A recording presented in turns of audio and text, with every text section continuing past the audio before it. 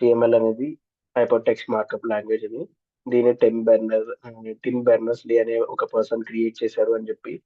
So ఆయన ఇందులో two types of elements కి వెబ్ లో విజువల్ అపీలింగ్ కింద చూపించడానికి క్రియేట్ చేశారనమాట. అందులో ఒకటి వచ్చేసి ట్యాగ్స్. ఏవైతే మనం ఫర్ ఎగ్జాంపుల్ ఇప్పుడు మనం ఈ వెబ్సైట్ చూస్తున్నాం. ఇక్కడ W3 Schools ఇది ఉంది. సో ఇందులో మీకు ఇలాగా ఈ స్పెసిఫిక్ గా ఒక టైప్ ఆఫ్ హెడ్డింగ్ లా కనిపించడానికి, ఇలాగే ఈ హైలైట్ లో కనిపించడానికి, వీటన్నిటికీ ఒక టైప్ ఆఫ్ ట్యాగ్ అనేది అరేంజ్ అయి ఉంటుంది అనమాట. ఏది హెడ్డింగ్స్ లో కనిపించాలి, ఏది సబ్ హెడ్డింగ్ కింద కనిపించాలి అని చెప్పేసి. సో దాన్ని మనం ఈ ట్యాగ్ HTML మార్కప్ లాంగ్వేజ్ లో ట్యాగ్స్ కింద క్రియేట్ చేసుకుని ఆ డాక్యుమెంట్ లో ప్లేస్ చేసుకోవచ్చు అనమాట. సో ఈ HTML లో ట్యాగ్స్ అనేవి పేజ్ తో వస్తాయి మనకి. ఈ ఈ HTML డాక్యుమెంట్లు ఏదన్నా సరే, మీరు ఫర్ ఎగ్జాంపుల్ ఇప్పుడు నేను క్రియేట్ చేస్తున్నాను ఒక డాక్యుమెంట్ అన్నది index.html అని చెప్పి. index.html. సో ఎప్పుడైనా సరే మీరు ఒక HTML డాక్యుమెంట్ క్రియేట్ చేస్తున్నప్పుడు ఇండెక్స్ నేమ్ తో క్రియేట్ చేసుకుంటే మనకి నేమ్ కన్వెన్షన్ అనేది చాలా బాగుంటుంది అనమాట. ఎందుకంటే బ్రౌజర్స్ లో డిఫాల్ట్ గా కోడ్ అయి ఉంటుంది. ఎన్ని HTML డాక్యుమెంట్స్ ఉన్నప్పటికీ ఫస్ట్ అది index.html డాక్యుమెంట్ నే సెర్చ్ చేయడానికి ట్రై చేస్తుంది అనమాట వెబ్ హోస్టింగ్ సర్వర్స్ లో. నిన్న మనం డిస్కస్ చేస్తున్నాం కదా, మన సర్వర్ కి సంబంధించిన HTML files, images, Java script files ఇవన్నిటిని డిఫరెంట్ సర్వర్స్ లో హోస్ట్ చేస్తూ ఉంటామని చెప్పి. సో మీ అది మీ వెబ్సైట్ కాన్స్టెంట్ గా 24/7 అప్ అయి రన్ అవుతూ ఉండాలి అంటే ఆ సర్వర్ కి మనం లింకప్ చేసేస్తాం. సో డేటాను అక్కడ నుంచి యాక్సెస్ చేస్తూ ఉంటాం అనమాట. ఇక్కడ ప్రాసెస్ అంతా ఏం జరుగుతుంది, మనం ఇక్కడ ఇప్పుడు ఈ HTML డాక్యుమెంట్ నేను క్రియేట్ చేసి రన్ చేస్తున్నాను. కానీ అక్కడ ఈ ప్రాసెస్ ఆటోమేషన్ లో జరగాలి. ఇక్కడ నేను ఏం చేస్తున్నా, కోడ్ రాసి మాన్యువల్ గా ఇక్కడ సర్వర్ మీద రన్ చేస్తాను అనమాట. బట్ మనకి వెబ్ హోస్టింగ్ సర్వర్స్ లో అది కోడ్ అనేది ఆటోమేటిక్ గా రన్ అవుతూనే ఉంటుంది. సో అందుకని ఆ, మనం నేమింగ్ కన్వెన్షన్స్ ఇచ్చేటప్పుడు కూడా పర్టికులర్ వెబ్సైట్ కి స్టార్టింగ్ ఫైల్ అనేది ఇప్పుడు మోస్ట్లీ index.html తో క్రియేట్ చేసుకుంటే ఆ, మనకి ఈజీగా యాక్సెస్ చేయగలుగుతుంది బ్రౌజర్ అని చెప్పి చెప్తారనమాట. సో ఫస్ట్ వచ్చేసి ఇప్పుడు embed, సో ఇలా. సో ఈ డాక్ టైప్ HTML ఇక్కడ నుంచి స్టార్ట్ అవుతుంది. ఇది మన బేసిక్ HTML డాక్యుమెంట్ కి మెయిన్ స్ట్రక్చర్ అన్నమాట. సో దీన్ని బట్టి ఉంటుంది ఇది. మనకి ఇంకొకటి చూసుకుంటే ఈ HTML ట్యాగ్స్ అనేవి పేర్స్ లో వస్తుంటాయి.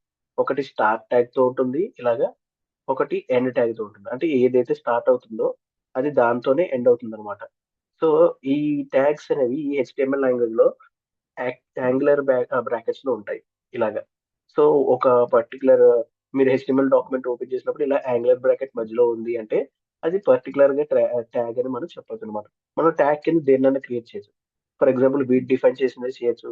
లేదు అంటే మనం ఓన్ డిఫైన్డ్ నేమ్ తో ట్యాగ్ క్రియేట్ చేసుకోవచ్చు.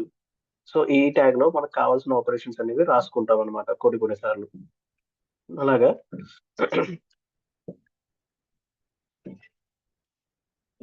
పంపించండి.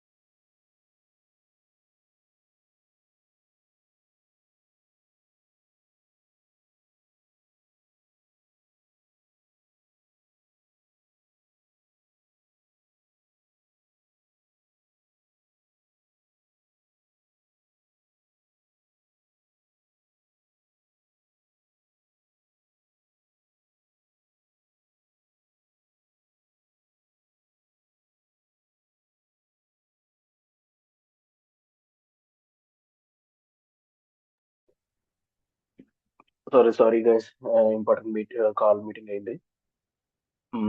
ఓకే. సో మనం ఏదైతే ఇప్పుడు చూస్తున్నామో మీరు ఈ డాక్యుమెంట్ లో ఇలాగా ప్రతి ట్యాగ్ కి ఒక ఎండ్ ట్యాగ్, దీన్ని స్టార్ట్ ట్యాగ్ అంటారు. కంట్రోల్, దీన్ని స్టార్ట్ ట్యాగ్ అంటాము. అండ్ దీనికి స్ట్రైట్ గా ఉండేది ఏదైతే ఉందో దీన్ని ఎండ్ ట్యాగ్ అని చెప్పి అంటాం అనమాట. సో ఈ ఈ స్టార్ట్ ట్యాగ్ ఎండ్ ట్యాగ్ మధ్యలో మనం డిఫరెంట్ టైప్స్ ఆఫ్ కంటెంట్ ని ప్లేస్ చేస్తూ ఉంటాం అనమాట. సో ఇది మెయిన్ ట్యాగ్. దీన్ని ఏమంటారు అంటే ఇన్స్ట్రక్షన్ ట్యాగ్ అని చెప్పి కూడా అంటాం అనమాట. అంటే ఇప్పుడు మిషన్స్ గనక మీ ఫైల్స్ రీడ్ చేస్తూ ఉన్నాయి అంటే మీ వెబ్ హోస్టింగ్ సర్వర్ నుంచి బ్రౌజర్సే కావచ్చు లేదా వేరే చాట్ బాట్సే కావచ్చు, వాటికి అవి రీడ్ చేసిన డాక్యుమెంట్ పర్టికులర్ గా ఏ టైప్ కి సంబంధించిందో తెలియాలి. అందుకని చెప్పి ఇక్కడ డాక్ టైప్ హెచ్టిఎంఎల్ అని చెప్పి మెన్షన్ చేస్తాం అనమాట. అంటే ఈ డాక్యుమెంట్ ఏదైతే ఉందో దీంట్లో ఉన్న కంటెంట్ అంతా హెచ్టిఎంఎల్ కి సంబంధించిన కంటెంట్ అని చెప్పి చెప్తాం అనమాట. హెచ్టిఎంఎల్ లాగే ఎక్స్ఎంఎల్, వైఏఎంఎల్ అని చెప్పి డిఫరెంట్ ఫైల్ స్ట్రక్చర్స్ కూడా ఉంటాయి. అండ్ ఎండి ఫైల్స్ కూడా ఉంటాయి. రీడ్మీ డాట్ ఎండి అని చెప్పి మీరు చూసే ఉంటారు, గిట్ హబ్స్ లో వాటిలో ఉంటుంది అనమాట. సో అవి కూడా మోస్ట్లీ మార్క్ ఇలాంటి మార్కప్ లాంగ్వేజెస్. సో దానికి దీనికి డిఫరెన్స్ తెలియాలని చెప్పి మనకి ఈ ఇన్స్ట్రక్షన్ ట్యాగ్ అనేది ప్లేస్ చేస్తాం అనమాట. అండ్ ఇవన్నీ ఈ హెడ్ ఏదైతే ఉందో ఇదంతా మెటా డేటా అని చెప్పి చెప్తాం అనమాట. ఇక్కడ మీరు చూస్తే ఇది ఫస్ట్ ట్యాగ్, దీన్నే టైటిల్ ట్యాగ్ అంటారు. మీ వెబ్సైట్ యొక్క నేమ్ ఏదైతే మీరు చూపించాలి అనుకుంటున్నారో అది మనకి ఇక్కడ కనిపిస్తుంది అనమాట ఈ టైటిల్ ట్యాగ్ లో. ఫర్ ఎగ్జాంపుల్ ఇక్కడ డాక్యుమెంట్ ఉంది, నేను ఇక్కడ ఏం చేస్తున్నానంటే ఫస్ట్ వెబ్సైట్. సో ఇప్పుడు నా వెబ్సైట్ యొక్క టైటిల్ అనేది ఫస్ట్ వెబ్సైట్ కింద వస్తుంది అనమాట. సో ఇది మనకి ఎక్కడ డిస్ప్లే అవుతుందంటే ఇప్పుడు నేను ఇది గో లైవ్ చేశాను సర్వర్ తో.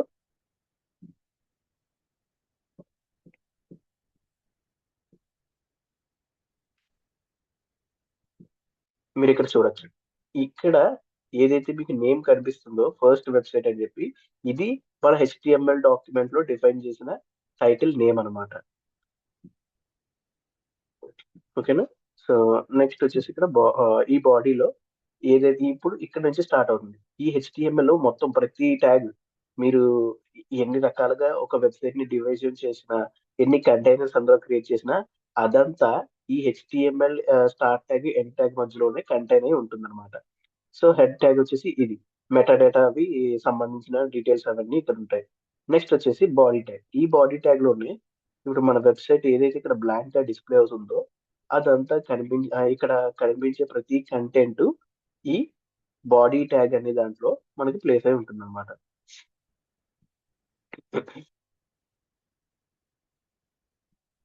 సో ఇలాగే హెచ్టిఎంఎల్ ట్యాగ్స్ ని హెచ్టిఎంఎల్ ఎలిమెంట్స్ అని చెప్పి కూడా మనం అంటాము. ఇది ఒక జనరిక్ బాడీ.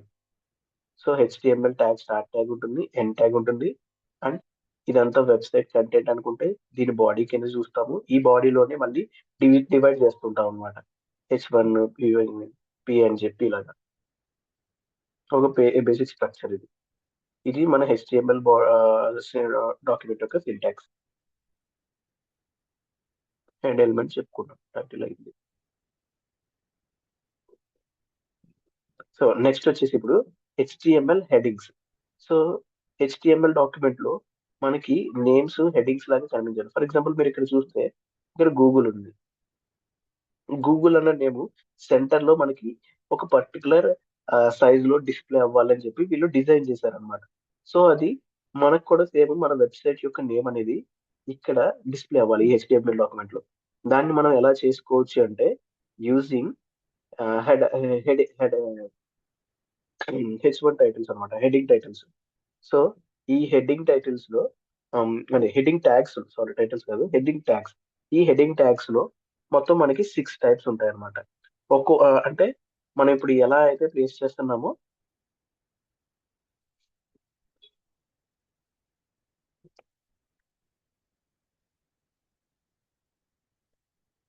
సో ఇలాగా యాంగులర్ బ్రాకెట్స్ ఇచ్చేసి మ్,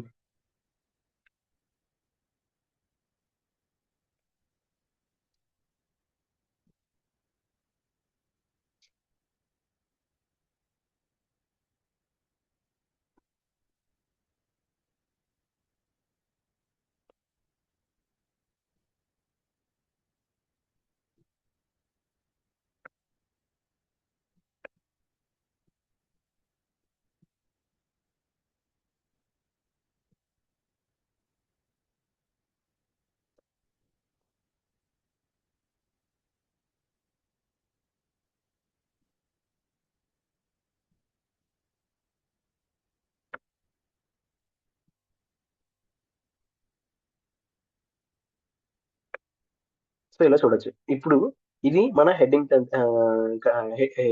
ట్యాగ్స్ అన్నమాట. సో ఈ హెడ్డింగ్ ట్యాగ్స్ అనేవి ఏంటి అంటే ఇవి మనం ఇచ్చే టైటిల్ కి ప్రిఫరెన్స్ ఇస్తాయి, వెయిటేజ్ ఇస్తాయి అన్నమాట. ఇవి ఫాంట్ సైజెస్ కాదు. ఇవి ఏమిటి అంటే మీరు ఫాంట్ సైజ్ ఎలా డిఫైన్ చేసినా సరే ఈ ట్యాగ్స్ కి అనవసరం. అవి పర్టికులర్ గా వాటిని ఎంత ప్రిఫరెన్స్ తో వెబ్సైట్ లో హైలైట్ చేయాలో అంత ప్రిఫరెన్స్ తోనే మనకి చూపిస్తుంది అనమాట. మీరు ఇక్కడ చూడొచ్చు. ఇది H1 ట్యాగ్. ఇక్కడ ఈ సైజ్ లోనే ఇది ఫిక్స్డ్ సైజ్ లో చూపిస్తుంది అనమాట. తర్వాత H2, H3, H4, H5, H6 ఒక్కొక్క దానికి ఒక్కొక్క సైజ్ ప్రిఫరెన్స్ అన్నది బై డిఫాల్ట్ పెట్టేసి ఉంటుంది అనమాట. So based on hour size preference in website మనం ఆ టైప్ ఆఫ్ ట్యాగ్ ఎలిమెంట్స్ ని యూజ్ చేసుకుంటాం అనమాట.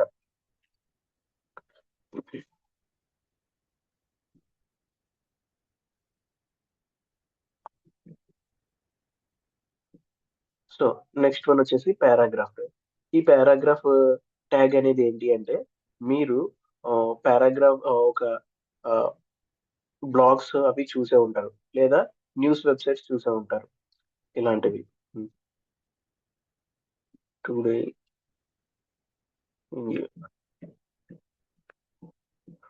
So for example India today ఉంది.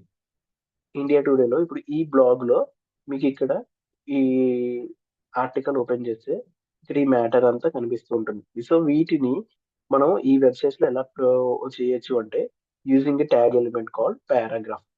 ఇప్పుడు మీరు చూస్తున్న పీ ట్యాగ్ అనేది అదే. సో పీ ట్యాగ్,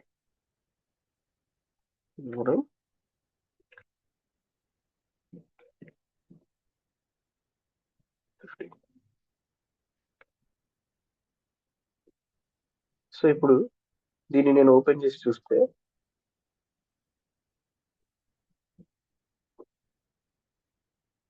మీరు ఇక్కడ చూడొచ్చు. ఒక పారాగ్రాఫ్ అనేది క్రియేట్ అయ్యి చూపిస్తూ ఉందన్నమాట. సో నెక్స్ట్ ఈ పారాగ్రాఫ్ లోనే మీరు కొన్ని చేంజెస్ చేసి చూపించాలనుకుంటున్నారు. లైక్ ఇదంతా ఇప్పుడు ఒక లైన్ లో వచ్చేసింది మనకి. నేను ఏం చేస్తున్నాను అంటే దీన్ని ఇక్కడ మారుస్తున్నా ఈ టైప్ లో పారాలో ఇలాగా. సో ఇలాగా మనకి డిస్ప్లే అవ్వాలి అన్నప్పుడు ఆ, మనం చెక్ చేసుకోవచ్చు ఏదైనా డిస్ప్లే అవుతుందా లేదా అని. ఇక్కడ నేను రిఫ్రెష్ చేస్తున్నా, చూడండి, డిస్ప్లే ఏమీ అవ్వట్లేదు. బట్ నేను ఇక్కడ ఏవైతే పర్టికులర్ స్పేసింగ్ అనేది ప్రొవైడ్ చేస్తున్నానో నాకు అది అలా డిస్ప్లే అవ్వాలన్నప్పుడు నేను ఇందులోకి యూజ్ చేసుకోవాల్సిన ట్యాగ్ ప్రీ ట్యాగ్ అనమాట.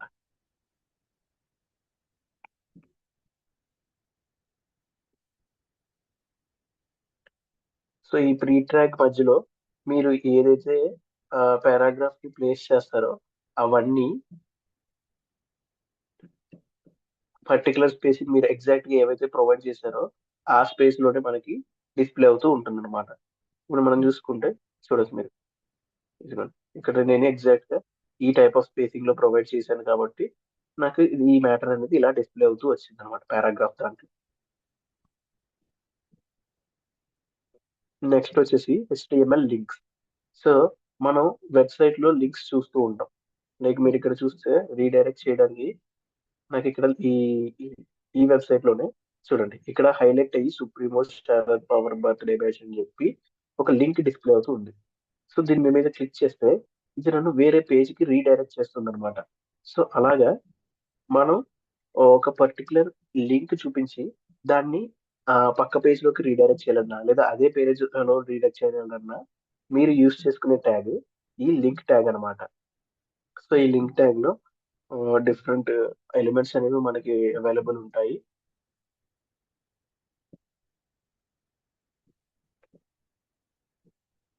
సో ఫస్ట్ ఏ ఏతో స్టార్ట్ అవుతుంది ఈ ట్యాగ్.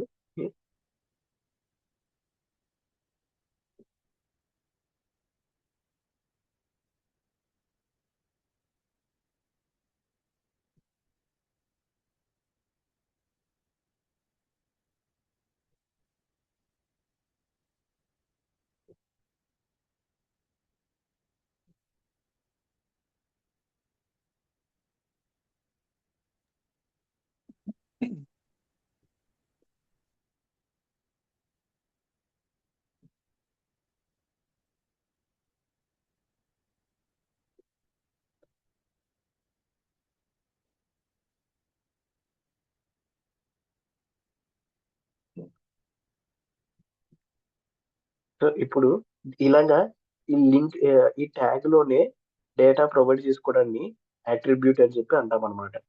సో ట్యాగ్ బయట ప్రొవైడ్ చేయకుండా ఈ ట్యాగ్ మధ్యలో అంటే ఈ స్టార్ట్ ట్యాగ్ కి ఎండ్ ట్యాగ్ కి మిడిల్ లో కాకుండా స్టార్ట్ ట్యాగ్ లోనే ఒక పర్టికులర్ వాల్యూస్ క్రియేట్ చేసి వాటికి డేటా అసైన్ చేయడాన్ని మనం అట్రిబ్యూట్ డేటా అసైనింగ్ అని చెప్పి అంటాం అనమాట.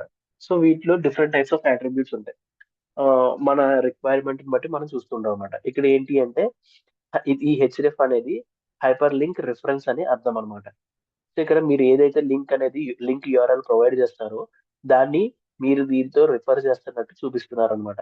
సో ఈ ట్యాగ్ ఎలిమెంట్ అనేది మీరు ఇక్కడ ఏదైతే డేటా ప్రొవైడ్ చేశారో దానికి ఈ లింక్ ని అసైన్ చేస్తుంది అనమాట. సో ఈ లింక్ అన్నది మనకి హైలైట్ అవుతుంది పేజ్ లో. సో నేను ఇప్పుడు చూపిస్తాను చూడండి. చూడండి ఇక్కడ రీడైరెక్ట్ అని లింక్ హైలైట్ అయ్యి చూపిస్తుంది అనమాట. సో మనం దీని మీద క్లిక్ చేస్తే సో google.com పేజ్ చూపించట్లేదు.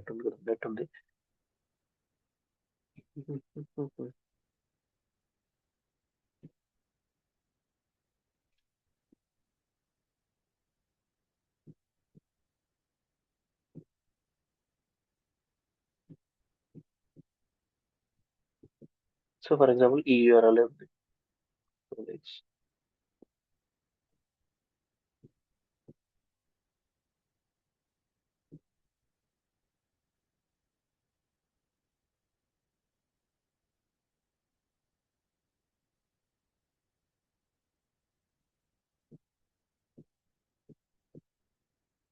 సో ఇప్పుడు ఈ యూఆర్ఎల్ ని మనం ఇక్కడ యాక్సెస్ చేసుకొని చూడొచ్చు.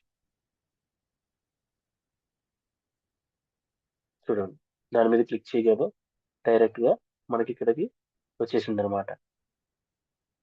అండ్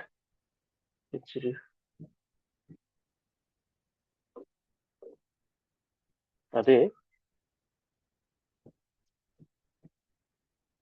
మనకి అది వేరే పేజ్ లో రీడైరెక్ట్ అవ్వాలి అంటే మనం పెట్టుకోవాల్సింది బ్లాంక్ అని చెప్పి. సో ఎప్పుడైతే ఇలా మీరు బ్లాంక్ అని పెట్టుకుంటారో అప్పుడు దీని మీద క్లిక్ చేస్తే చూసారా ఇందాక మీరు ఇక్కడ రీడైరెక్ట్ చేసినప్పుడు చూపిస్తాం.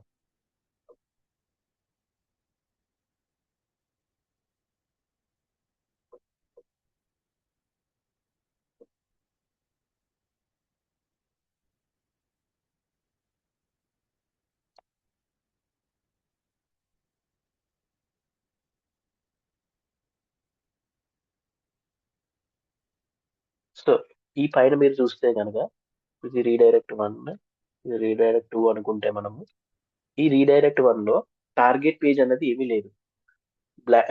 టార్గెట్ పర్టికులర్ టార్గెట్ పేజ్ అని చెప్పి. సో దీని యొక్క లింక్ డైరెక్ట్ గా మనకి అదే పేజ్ లో అవైలబుల్ అయిపోతుంది అనమాట. ఇక్కడ చూస్తే ఇక్కడ రీడైరెక్ట్ 1 ఉంది. రీడైరెక్ట్ 1 ఇక్కడికే వచ్చేసింది డైరెక్ట్. అదే మీరు ఎప్పుడైతే ఒక టార్గెట్ అట్రిబ్యూట్ ని యాడ్ చేశారో మీ లింక్ ఎలిమెంట్ లో అప్పుడు ఏమవుతుంది అంటే ఇది ఒక కొత్త బ్లాంక్ పేజ్ లో అంటే ఉన్న పేజ్ లో అని కాకుండా ఒక న్యూ ట్యాబ్ లో ఓపెన్ చెయ్యి ఏదైతే లింక్ యూజర్ క్లిక్ చేస్తున్నాడో అని చెప్పి ఇన్స్ట్రక్షన్ పాస్ చేస్తున్నాడు అనమాట. సో ఆ టైంలో దాని మీద క్లిక్ చేయగానే ఒక న్యూ బ్లాంక్ పేజ్ ఓపెన్ అయ్యి అందులో ఆ లింక్ ని ఓపెన్ చేసి దాని యొక్క అవుట్పుట్ ని మనకి చూపిస్తుంది అనమాట. సో అది లింక్ ట్యాగ్స్ ఇన్ హెచ్టిఎంఎల్.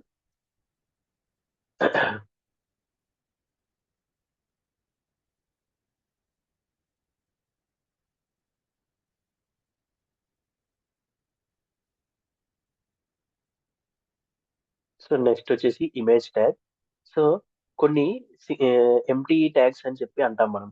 అంటే అవి వాటికి ఎండ్ ఎలిమెంట్స్ అనేవి ఉండవన్నమాట. ఫర్ ఎగ్జాంపుల్ ఇమేజ్ తీసుకోవచ్చు మీరు. అండ్ బ్రేక్ తీసుకోవచ్చు. బ్రేక్ అనేది ఒక ట్యాగ్. ఇది ఏం చేస్తుంది అంటే అక్కడికి లైన్ ని బ్రేక్ చేస్తుంది అనమాట. మళ్ళీ మళ్ళీ మనకి కొత్త డేటా రావాలి అంటే అదే ఐ మీన్ అక్కడ నుంచి లైన్ బ్రేక్ చేసేసి మళ్ళీ నెక్స్ట్ లైన్ లో న్యూ డేటాని రన్ చేసేలాగా చూస్తుంది అనమాట. దీన్ని బ్రేక్ ట్యాగ్ అని చెప్పి అంటాం. ఎలాగైతే మనకి పైథాన్ లో నెక్స్ట్ లైన్ కి /n ఉంటుందో అలాగే ఈ హెచ్టిఎంఎల్ లో కూడా ఈ లైన్ అవుట్పుట్ ని బ్రేక్ చేయడానికి మనకి బ్రేక్ ట్యాగ్ అనేది ఉంటుందన్నమాట. సో ఇలాగ కొన్ని HTML లో కొన్ని ఎలిమెంట్స్ సింగులర్ ఎలిమెంట్స్ ఉంటాయి. ఎంప్టీ ఎలిమెంట్స్ అంటారు వీటిని. సో వీటిలో మనకి బ్రేక్ ఇమేజ్ అనేది కొంచెం ఇంపార్టెంట్ అయిందనమాట. సో ఇమేజ్ అనేది ఏంటి అంటే రిఫరెన్స్.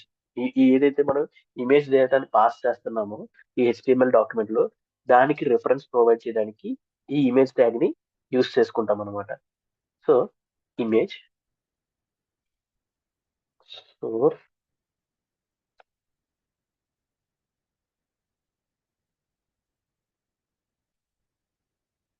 URL path.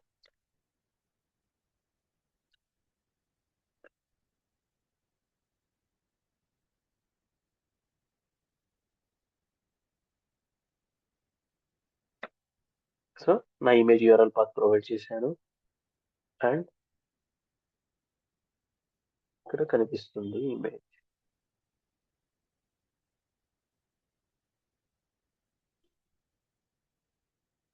ఒకవేళ ఇమేజ్ కనిపించకపోతే మనం ఆల్టర్నేటివ్ అని చెప్పి రాసుకుని అక్కడ ఇమేజ్ ఫర్ ఏదైనా టెక్స్ట్ ప్రొవైడ్ చేసుకోవచ్చు. విడ్త్ అండ్ హైట్ కూడా పెడతాం కదా సార్. విడ్త్ అండ్ హైట్ కూడా మనం డిఫైన్ చేసుకోవచ్చు అనమాట. ఫర్ ఎగ్జాంపుల్ విడ్త్ అని చెప్పి 200 పిక్సెల్ అనుకుందాము.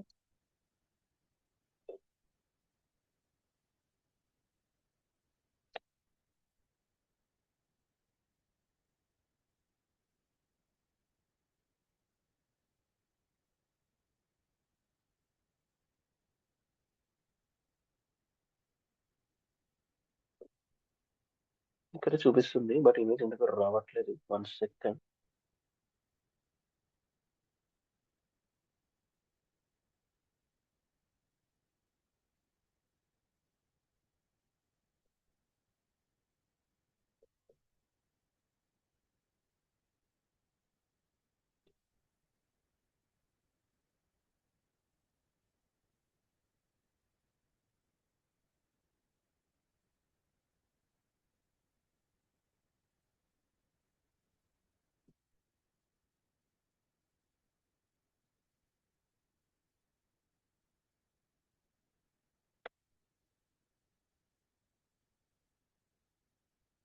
ఇలా వస్తుంది అనమాట.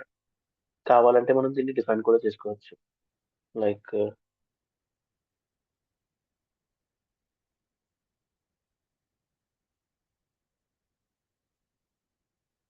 చూడండి సైజ్ పెరిగిందా. సో ఇలాగా విడ్త్ అండ్ హైట్ ని కూడా మనం మన పేజ్ లో డిఫైన్ చేసుకోవచ్చు అనమాట ఈ ఇమేజ్ ట్యాగ్ లో.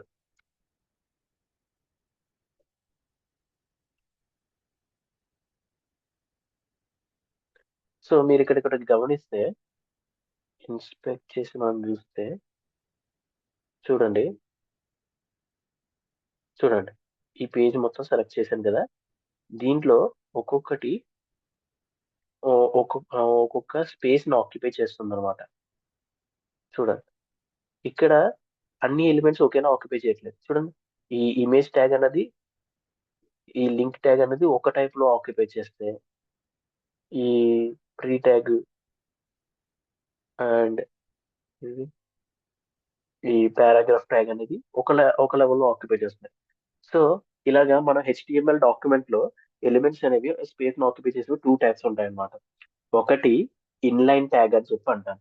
ఇన్లైన్ అంటే ఇదిగోండి ఇలాగా పక్క పక్కనే వచ్చేసేవి. అంటే వీటికి ఎంత స్పేస్ అయితే రిక్వైర్డ్ ఉంటుందో మనం ఇచ్చిన డేటాను బట్టి అంత మాత్రమే ఆక్యుపై చేస్తాయి అన్నమాట. చూడండి ఈ ఏలో రీడైరెక్ట్ కి స్పెసిఫిక్ గా దానికి సరిపోయేంత స్పేస్ 56.86 ఇంటూ 17.6 పిక్సెల్ డేటా అనమాట. సో అంతే స్పేస్ అక్కడ ఆక్యుపై చేస్తుంది. సేమ్ రీడైరెక్ట్ 1 లో కూడా అంతే ఆక్యుపై చేస్తుంది అనమాట. దీన్ని ఇన్లైన్ ఎలిమెంట్స్ అని చెప్పి అంటాం అనమాట. ఈ ఇమేజ్ ట్యాగ్ కూడా అంతే ఆక్యుపై చేస్తుంది. మనం డిఫైన్ చేసాం ఆల్రెడీ ఇక్కడ 200 నుంచి 200 పిక్సెలే ఆక్యుపై చేయాలని చెప్పి. అంతే ఆక్యుపై చేస్తుంది. అలా కాకుండా ఏవైతే ఉన్నాయో ఈ హెడ్డింగ్స్ ఉన్నాయి చూసారా, ఈ హెడ్డింగ్స్ అనేవి బ్లాక్ ఎలిమెంట్స్ అంటారు అనమాట. ఇవి మీరు ఎంత డేటా ఇచ్చినా వాటికి అనవసరం. అవి పర్టికులర్ బ్లాక్ ని ఆక్యుపై చేసేసి మనకి ఫైనల్ గా చూపిస్తుంది అనమాట. ఈ పక్కన రిమైనింగ్ మన స్పేస్ ఉన్నప్పటికీ దాన్ని కూడా ఈ ఎలిమెంట్ అనేది ఆక్యుపై చేసేసి టోటల్ గా దా- దానికంటూ ఒక స్పేస్ ని క్రియేట్ చేసుకుంటారు వెబ్ పేజ్ లో. సో ఇలాగ 2 టైప్ ఆఫ్ ఎలిమెంట్స్ అనేవి మనకి అవైలబుల్ ఉంటాయన్నమాట హెచ్టిఎంఎల్ డాక్యుమెంట్స్ లో.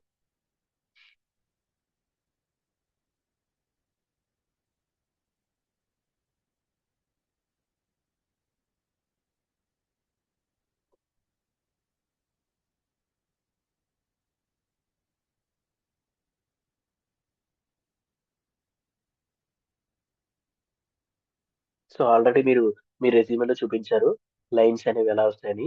ఈ ఎంటీ ఎలిమెంట్ అయిన హెచ్ఆర్ ట్యాగ్ ని యూస్ చేసుకుని మనం లైన్స్ అనేది ప్లేస్ చేసుకోవచ్చు అనమాట. సో ఎగ్జాంపుల్ గా చూసుకుంటే ఇక్కడ నేను ఒక 3 పారాస్ రాద్దామని అనుకుంటున్నా.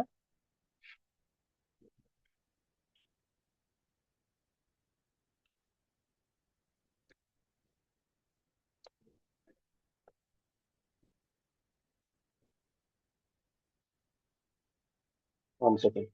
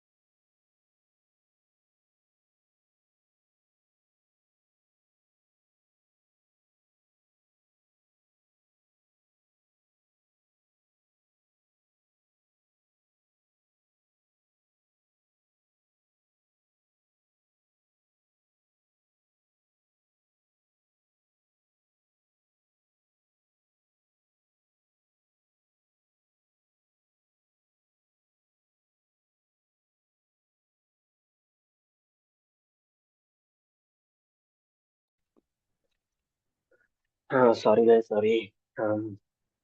ఇవాళ మీటింగ్స్ మీద మీటింగ్స్ పెడుతున్నారు. ఓకే. సో హారిజాంటల్ నేను చెప్తున్నా. హారిజాంటల్.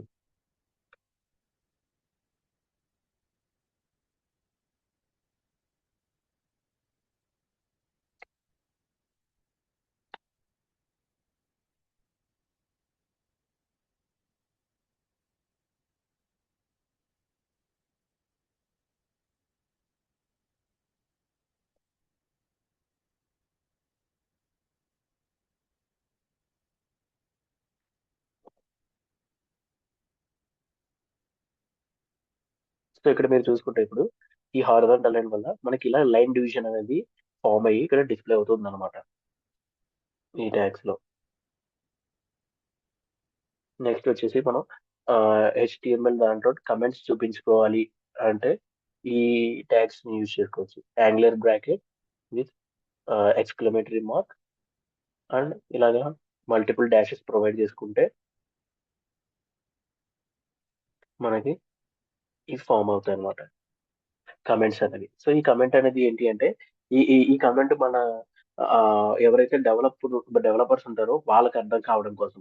సో మనం ఒక వెబ్సైట్ డెవలప్ చేస్తున్నప్పుడు అక్కడ రాసే కోడ్ మనకి మాత్రమే అర్థమవుతుంది. సో ఎవరైతే డెవలప్ చేసారో కోడ్ అనేది ఏ ఫంక్షన్ కి రాశారు, దేనికి రాశారు, ఎందుకు రాశారో తెలుసుకోవడానికి ఈ డెవలపర్స్ అనే వాళ్ళు కమెంట్స్ అనే ఒక మోడ్ ని ప్రతి ప్రోగ్రామ్ లో ప్లేస్ చేస్తారన్నమాట. సో అక్కడ ఏం జరుగుతుందో ఆ కమెంట్స్ లో వాళ్ళు రాస్తారు ఆ ఫంక్షనాలిటీకి సంబంధించిన ఒక షార్ట్ బ్రీఫ్ ఎక్స్ప్లెనేషన్.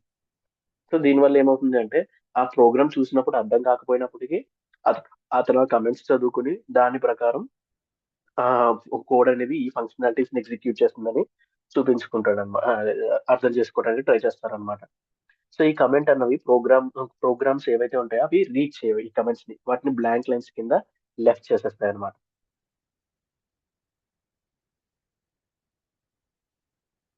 సో మళ్ళీ ఈ హెచ్టిఎంఎల్ లోనే మనకి డిఫరెంట్ టెక్స్ట్ ఫార్మాటింగ్స్ ఉంటాయి. సో బోల్డ్ లో చూపించుకోవాలి అంటే గనక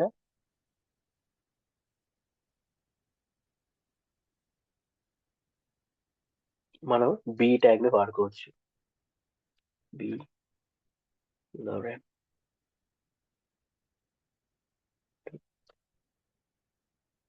సో బోల్డ్ లైన్ లో డిస్ప్లే అవ్వాలి అంటే ఇలాగా ఇక్కడ మీరు చూస్తే దీనికి డిఫరెన్స్ ఇది బోల్డ్ లో డిస్ప్లే అయింది అండ్ ఇది ఇలాగ. అండ్ ఇటాలిక్ లో డిస్ప్లే అవ్వాలి అంటే గనక మనం ఐని యూజ్ చేసుకోవచ్చు, I tag.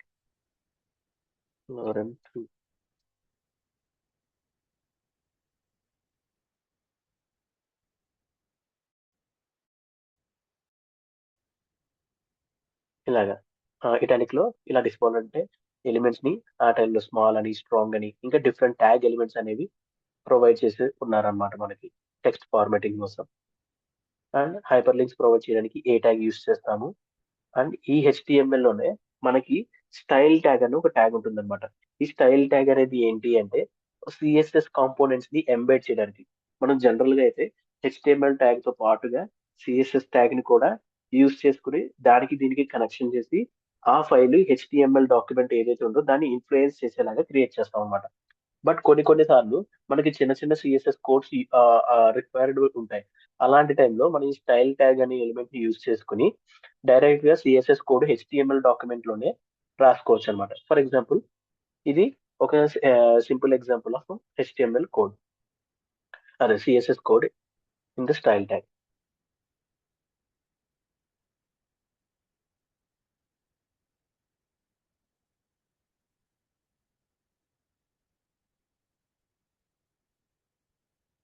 So in the style tag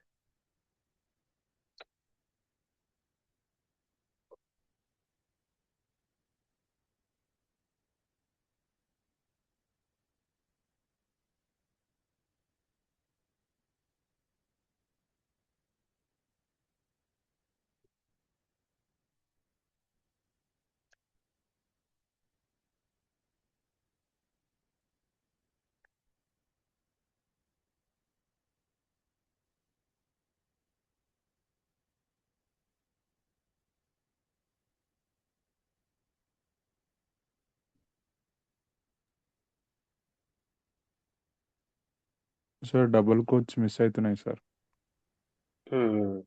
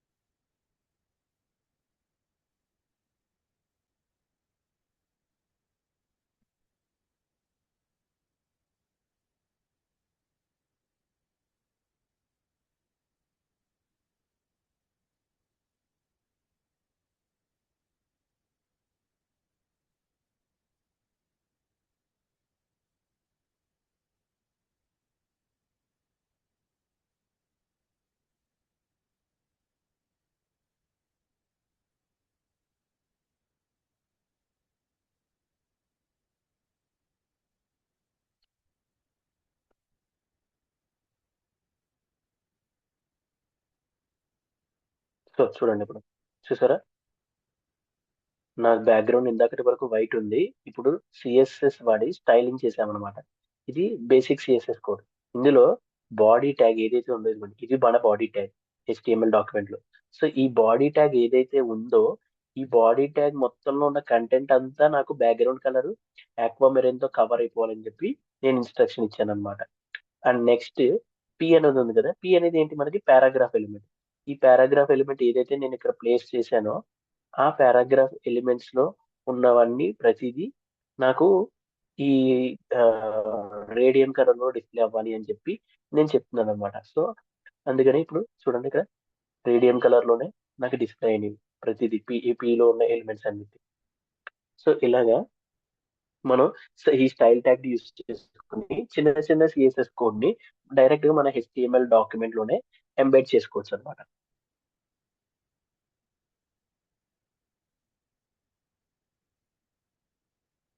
so next వచ్చేసి టేబుల్. మనం ఒక టేబుల్ రో ని కూడా క్రియేట్ చేసుకోవచ్చు మన హెచ్టిఎంఎల్ డాక్యుమెంట్ లో.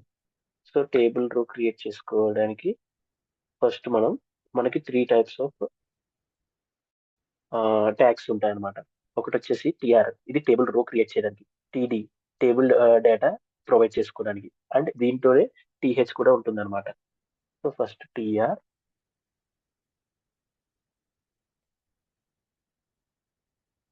టిహెచ్.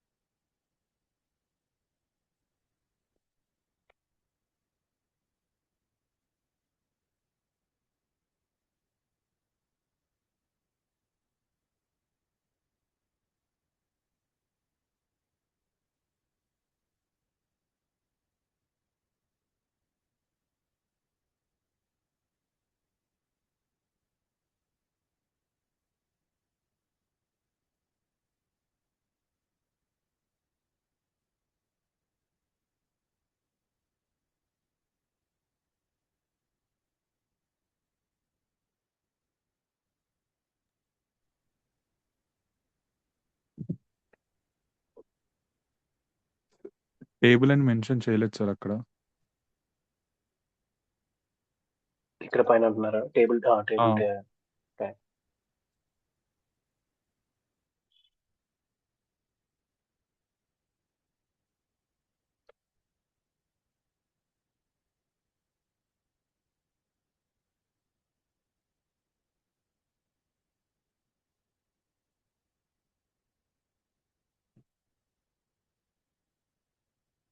సో ఇలాగా ఒక టేబుల్ ఏదైతే మనకి బార్డర్స్ లేకుండా టేబుల్ అనేది క్రియేట్ అవుతుంది అనమాట. ఈ టేబుల్లో మళ్ళీ మనం సిఎస్ఎస్ స్టైలింగ్ యూస్ చేసుకుని బార్డర్స్ అవి ఫామ్ చేసుకోవచ్చు. సో వీటిలోనే టిఆర్ రోస్ కూడా పెట్టుకోవచ్చు. ఎలాగైతే ఈ కింద ఉన్నాయో మళ్ళీ టిఆర్ రో పెట్టి అందులో టేబుల్ డేటా కింద ప్లేస్ చేసుకోవాలి. టిఆర్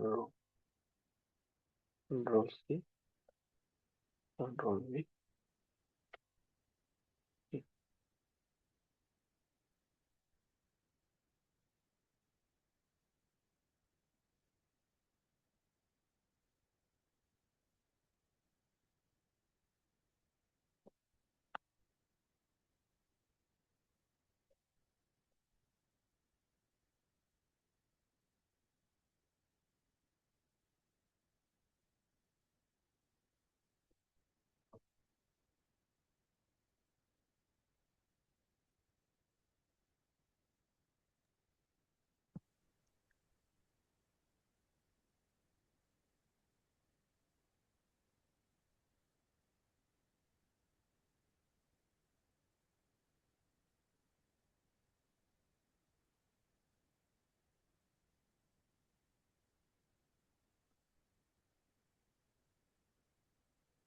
సార్ టేబుల్ డేటా దగ్గర క్లోజింగ్ ట్యాగ్ దగ్గర టీహెచ్ ఇచ్చారు సార్.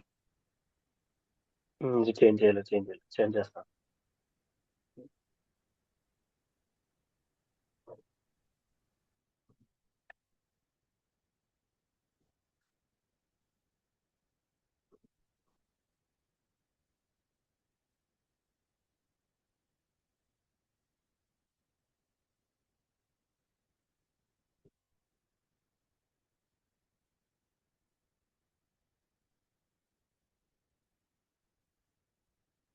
చూడొచ్చు మీరు ఇక్కడ ఒక టేబుల్ అనేది ఫామ్ అయింది. ఇది టీహెచ్ అనేది ఏంటంటే టేబుల్ హెడ్ అన్నమాట. స్టార్టింగ్ మనం కొంచెం హైలైట్ చేసి చూపించుకోవడానికి టీహెచ్ ని ప్లేస్ చేస్తాం. నెక్స్ట్ టేబుల్ డేటా ప్రొవైడ్ చేసినప్పుడు టీడీ ప్రొవైడ్ చేస్తాం. సో ఇలా ఒక రోస్ క్రియేట్ చేయడానికి టీఆర్ ని టీఆర్ ట్యాగ్ ఎలిమెంట్ ని యూస్ చేసుకుంటాం అనమాట.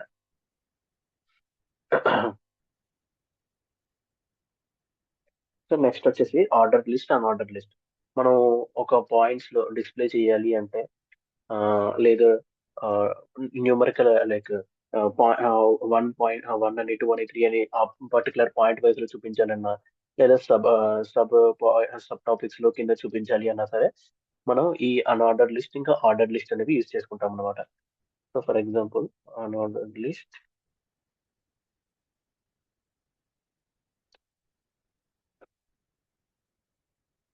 అని చెప్పి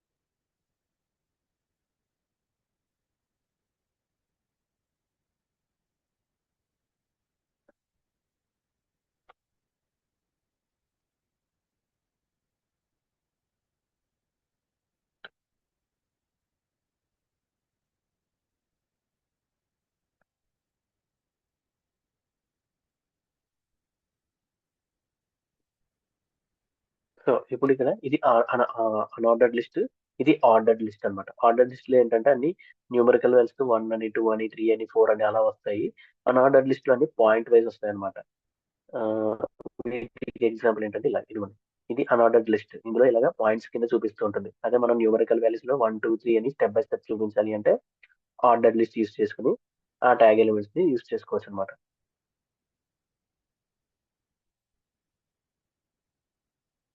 సో నెక్స్ట్ వచ్చేసి ఫార్మ్స్. ఫార్మ్స్ మీ అందరికీ తెలిసిందే.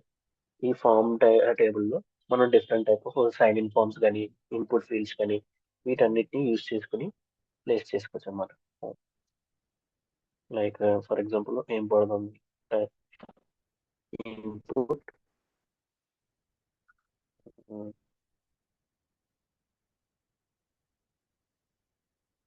ఇవన్నీ మనం ఇన్పుట్ ప్రొవైడ్ చేసుకుంటాం. టెక్స్ట్ ఏమేమో ఫీల్డ్ మనం పెట్టొచ్చు.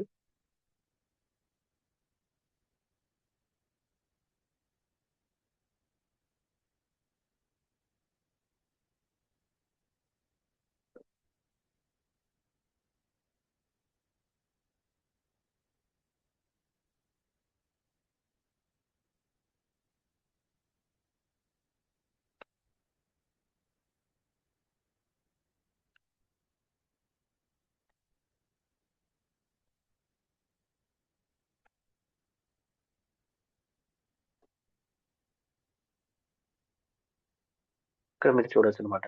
ఇక్కడ ఒక ఫీల్డ్ అనేది క్రియేట్ చేయబడి డైరెక్ట్ గా మనకి వచ్చేస్తుంది అనమాట. సో దీనికి ఆ, మీరు కావాలి అంటే ఇదే ఫామ్ లో సబ్మిట్ బటన్ కూడా యూజ్ చేసుకుని చేయొచ్చు. ఇన్పుట్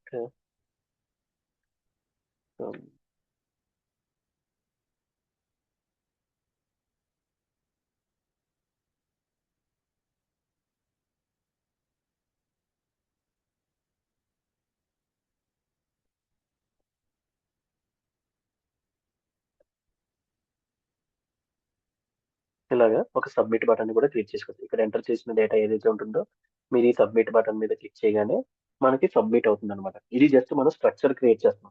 బట్ ఎప్పుడైతే మనం బ్యాక్ ఎండ్ ప్రోగ్రామింగ్ కూడా లెర్న్ చేస్తామో, నేర్చుకుంటామో, అప్పుడు ఆ బ్యాక్ ఎండ్ ప్రోగ్రామ్ ని యూజ్ చేసుకుని మీరు క్రియేట్ చేసిన ఏదైతే ఈ స్ట్రక్చర్ ఉందో దీనికి దానికి లింకప్ చేసి ఇక్కడ పాస్ చేసిన డేటాని ఆ ఈ పర్టికులర్ డేటాబేస్ లో స్టోర్ అయ్యేలాగా ప్రోగ్రామింగ్ అనేది మనం చేస్తాం అనమాట.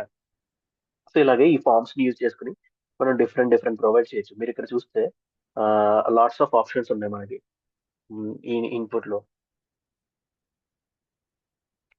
ఇక్కడ చూస్తే మీరు చెక్ బాక్సెస్ క్రియేట్ చేయొచ్చు, కలర్ సెలెక్టర్ ని యూజ్ చేసుకోవచ్చు, డేట్ అండ్ టైం క్రియేట్ చేసుకోవచ్చు, అండ్ ఈమెయిల్ ఫీల్డ్స్ యూజ్ చేసుకోవచ్చు, ఫైల్స్ అప్లోడ్ చేసే ఫీల్డ్ యూజ్ చేసుకోవచ్చు. ఇలాగా డిఫరెంట్ డిఫరెంట్ ఇన్పుట్ ఆప్షన్స్ అనేది మనకి ఈ ఫార్మ్ ట్యాగ్ లో అవైలబుల్ ఉంటాయి అన్నమాట.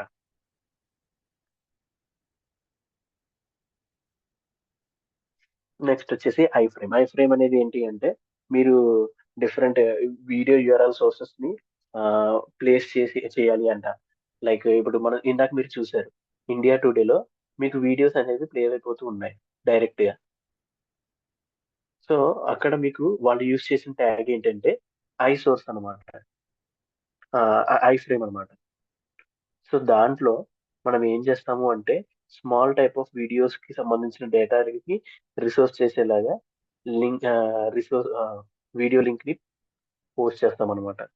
ఇది చూస్తే ఇది డైరెక్ట్ గా యూట్యూబ్ నుంచి అయినా రావచ్చు, లేదు అంటే వాళ్ళ పర్టికులర్ డేటా యొక్క ఫోల్డర్ ఏదైతే ఉంటుందో ఈ వీడియో స్టోర్ చేయడానికి అక్కడ నుంచి ఐ ఫ్రేమ్ లింక్ యూస్ చేసుకుని ఇలాగ మనకి వీడియో లింక్ ని డైరెక్ట్ గా చూపించుకోవడానికైనా ప్రొవైడ్ చేసామాట. ఎగ్జాక్ట్ గా ఎలాగైతే మనం ఇప్పుడు ఇమేజ్ కి ప్రొవైడ్ చేస్తున్నామో అలాగే ఈ ఐ ఫ్రేమ్ యూస్ చేసుకుని వీడియో ట్యాగ్స్ కూడా ప్రొవైడ్ చేయొచ్చు అనమాట.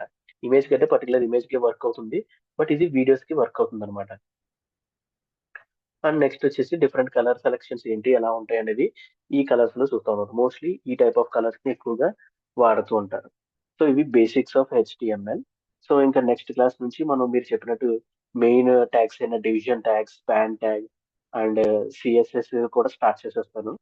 సో అది మనం కంప్లీట్ చేసుకుంటూ వెళ్దాం. ఈ హెచ్టిఎంఎల్ సిఎస్ఎస్ అనేది మోస్ట్లీ కంప్లీట్ అయిపోతుంది, బట్ మనకి జావా స్క్రిప్ట్ అనేది కొంచెం లాంగ్ టైం తీసుకుంటాం అనమాట. సో మీకు ఏమైనా డౌట్స్ ఉంటే అడగచ్చు. ఎందుకంటే మళ్ళీ ఇప్పుడు మీకు వేరే క్లాస్ ఏదో ఉందన్నారు కదా 4:15కి. ఈ డాక్యుమెంట్ అనేది నేను షేర్ చేసేస్తాను మీకు. మీరు ఆల్రెడీ మీకు ప్రాజెక్ట్ సెషన్ చేద్దాం అనుకున్నా హెచ్టిఎంఎల్ మీద, బట్ మీరు ఏంటంటే ఆల్రెడీ రెజ్యూమే ఇవన్నీ డెవలప్ చేశారు కాబట్టి బాగుంది. బట్ నేను ఏం అడుగుతున్నానంటే మిమ్మల్ని ఒక ప్రాజెక్ట్ డిజైన్ చేయండి, ఒక సైన్ అప్ ఫామ్ క్రియేట్ చేయండి. ఆ, ఏవైతే ఈ డీటెయిల్స్ ఉన్నాయో ఈ డీటెయిల్స్ తో నాకు ఒక సైన్ అప్ ఫామ్ క్రియేట్ చేయండి మీరు మన నెక్స్ట్ క్లాస్ కి. డే 3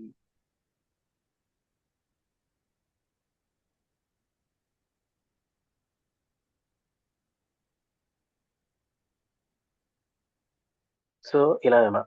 ఇది సైన్ అప్ ఫామ్. ఇందులో మీకు నేమ్ ఉండాలి, ఈమెయిల్ ఉండాలి, అడ్రెస్ ఉండాలి, జెండర్ ఉండాలి, పాస్వర్డ్ ఉండాలి, డేట్ ఆఫ్ బర్త్, కాలేజ్, ఇంకా మొబైల్ నంబర్, ఇంకా సబ్మిట్. ఈ బటన్స్ అన్ని కలిపి మీరు నాకు ఒక సైన్ అప్ ఫామ్ క్రియేట్ చేసి మండే తీసుకురండి.